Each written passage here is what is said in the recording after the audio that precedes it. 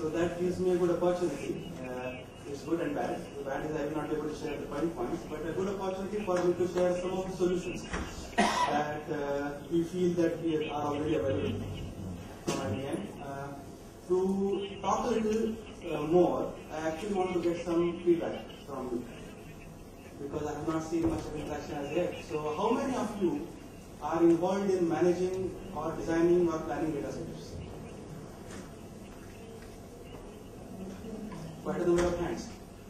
How many of you have a programmed approach towards measurement and monitoring of energy efficiency of the data centers? Very happy to see a hand. Thank you, sir. The reason I wanted to bring this point is to keep in tune with the theme, which is stop talking, start doing. I want to say that because I have been involved in a lot of initiatives towards energy efficiency, especially around data centers. That's where my expertise comes from. And what I have seen is that unless you measure it, you can't manage it. So a very important point to be as a consideration whenever we are talking about actually operating a data center is to have benchmarks for efficiency and a monitoring practice about efficiency. Because unless we are actually monitoring that, then we are actually driving without being able to see the road ahead of us or behind us. So it's a very blind situation to get into. The key messages are already covered, like I said, very little for me to add. Efficiency or energy consumption is the biggest concern today. Whenever we talk about green, more or less we are talking more about energy consumption, because that is where most of the carbon is getting created in the way we generate energy. Sadly, no groundbreaking technology yet which produces energy without the ill effects of the production cycle.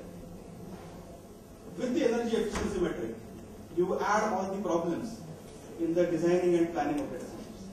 And that is why we see the play of pain points and sometimes good experiences also, but mainly pain points around us. Because when we talk about detailed planning, detailed designing, you can only design around what data you have. And here we always draw a blank because IT is so dynamic. May we talk in the layer of the application, if we talk in the layer of the hardware, software, or the physical infrastructure. Technologies in general are so dynamic, it's very difficult to plan. When I'm talking about an investment in a capital expenditure intensive field like a data center, I need to design at least for 10 years. But looking at the current scenario, we see at least 3 to 4 refreshes of technologies to take place in the equipment which that infrastructure is expected to support.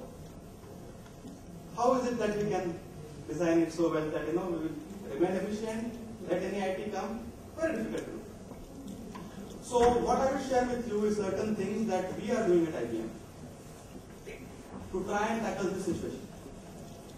This problem becomes a very, very important and critical problem for IBM on its own, because IBM worldwide is has built as operating and managing around 3.5 million square feet of data centers.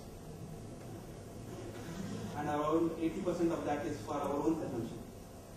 So I will also share a few things that we implemented in terms of best practices, some of the new technologies that we have implemented, and what kind of results we have come up with. Now, I believe that we are here and we can help.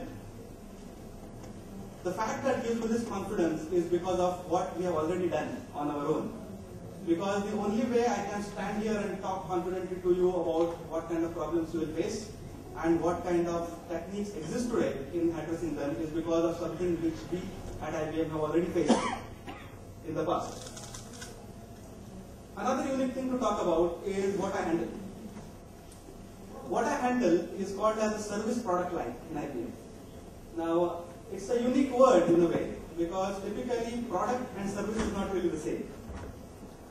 But we believe that when we roll out a certain service product line, we try to standardize it, base it on an asset in such a way that the service offering also has all the features of a product. Product is very physical, For example, if I talk about a laptop, I can tell you the feature that yeah, it will have so many inches screen, it will have this kind of processor, very measurable, very easy to see whether I'm getting. When we talk about service, it becomes a little blurry. And because of this difference of the way we approach our service offerings, we call them service product lines. And we are investing heavily. We are investing heavily because we are using it. We anyway have to invest it, right? Again, a quick question so that I have some participation. How many of you feel that under the IBM services, there are IBM products to offer? IBM branded products is what we offer.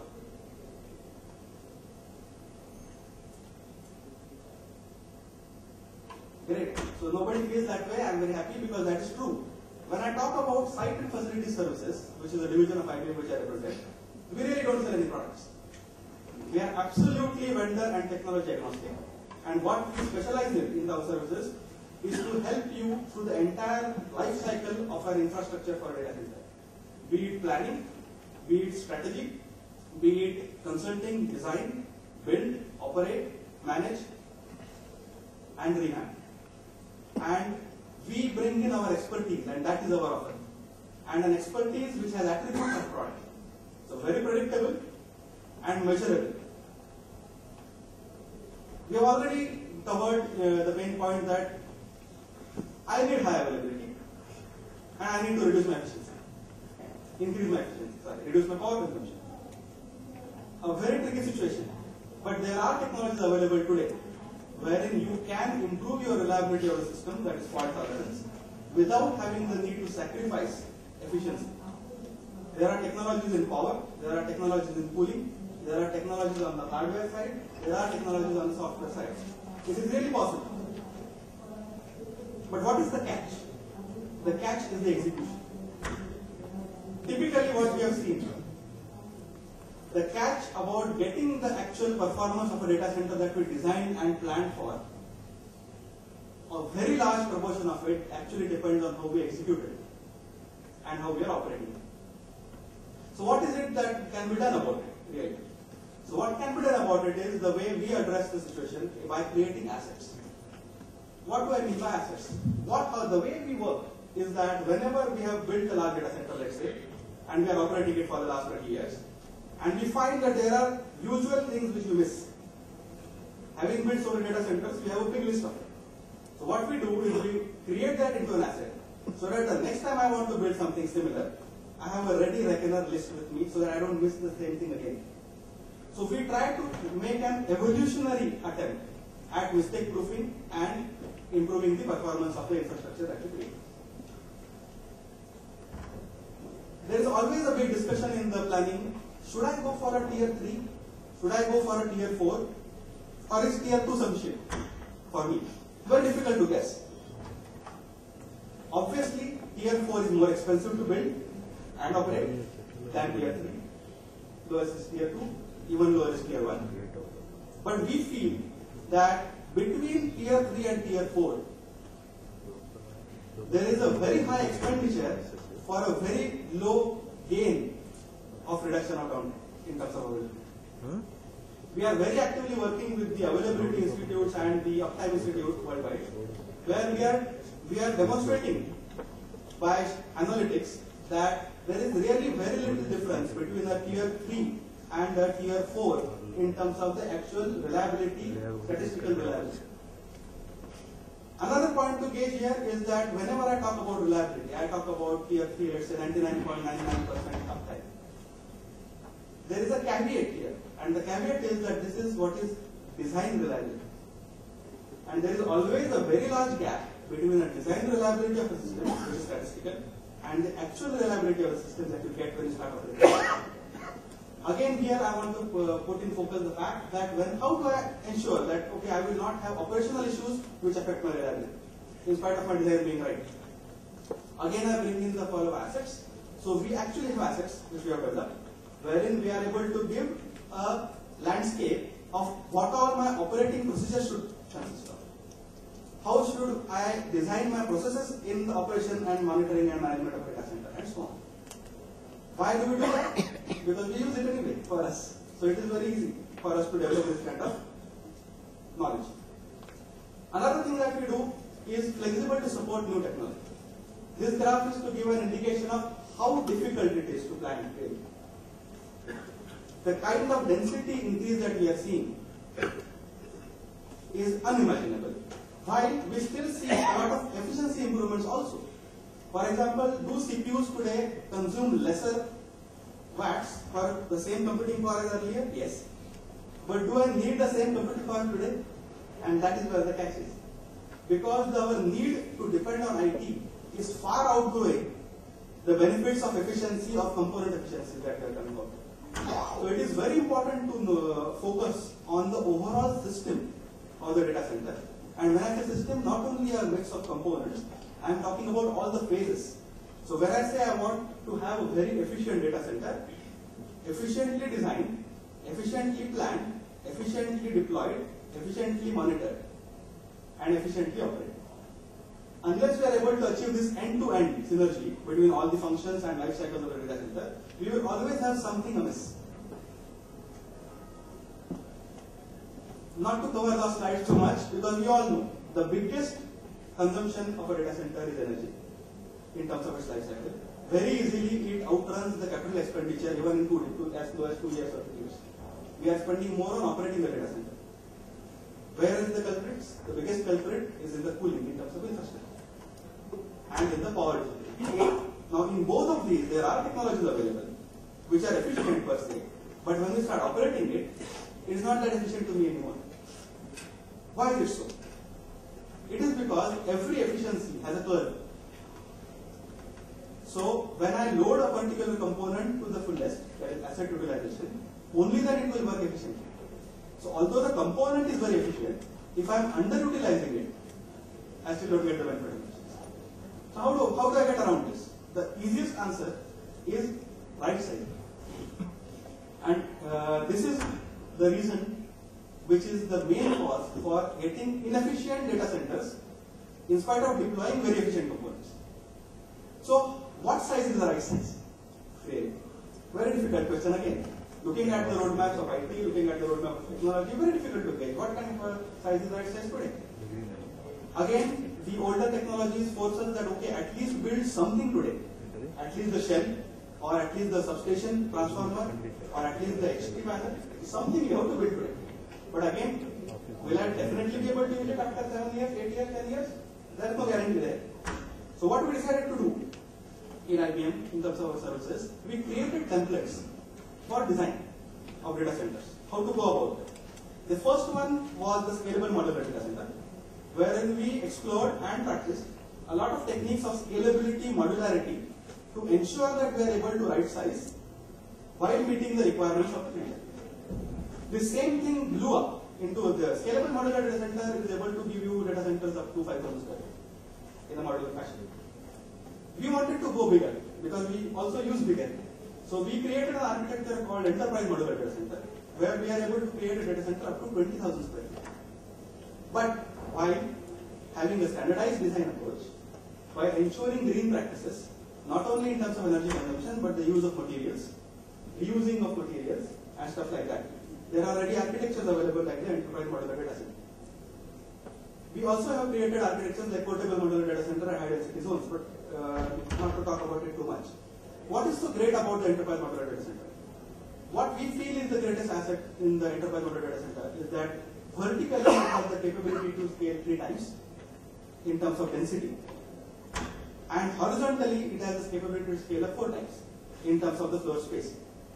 So by doing this, what we are doing is we are optimizing and right sizing for the foreseeable future. Because there is always 2 parts of the future, the foreseeable and the unforeseen. So why spend in building something for the unforeseeable future? Let's focus on the foreseeable, make it modular, so that we are able to add modules as we go. By doing all this, automatically we get the benefits of efficiency. It's a byproduct of doing all this. And like I say, stop talking and start doing. Are we doing something like this? Yes, we are doing something like this. This is a case study of a financial institution where these learnings we implemented as a service to the organization, and it has resulted in 70% reduced implementation costs after the revamping. When I say implementation cost, it includes everything, end to end. Did we do something on our own? Because it is always easy to have a very nice product and sell it to others, but do I use it on my own? Yes. We recently concluded the complete revamping of our data center at Boulder. This is around 30,000 square feet of trackable space. It's a large data center for us, and it is LEED certified now.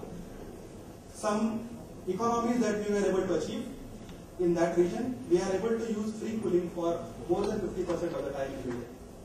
So grossly reducing the cooling expenditure of energy. We were able to use 98% of the existing shell. This is something that we really take pride on, because although we were completely revamping a data center which was more than 20 years old, we were still able to use 98% of its shell and only add on to it. We followed all the principles of measuring and monitoring PUE as a programmed approach, because just once measurement doesn't really tell you things. Another caveat I want to share with you about using PUE as a metric, because today there are only two metrics. One is PUE, second is DCI, data center efficiency in terms of percentages, or a number which is called PUE, which is the inverse of it, nothing more than that.